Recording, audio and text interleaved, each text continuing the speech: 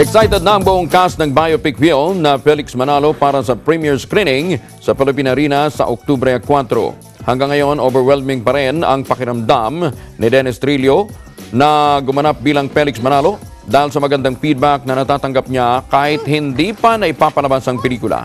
Hindi niya dapat palampasin ng sinuman ang makasaysayang pelikula na tumatalakay sa naging buhay ng kinikilalang sugo ng Diyos at kung paano naging bahagi ng kasaysayan ng bansa ang Iglesia ni Cristo.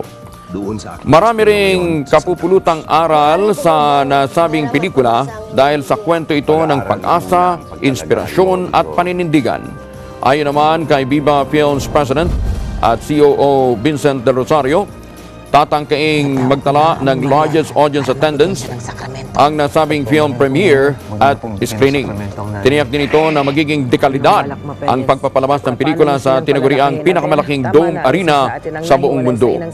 Sa Oktubre 7, ipalalabas na ang Felix Manalo movie sa mahigit 300 sinihan sa buong bansa. Pastor Felix? Magkakaroon naman ng advance selling ng ticket sa Setyembre 8. Sa inyo, anak. Bakit?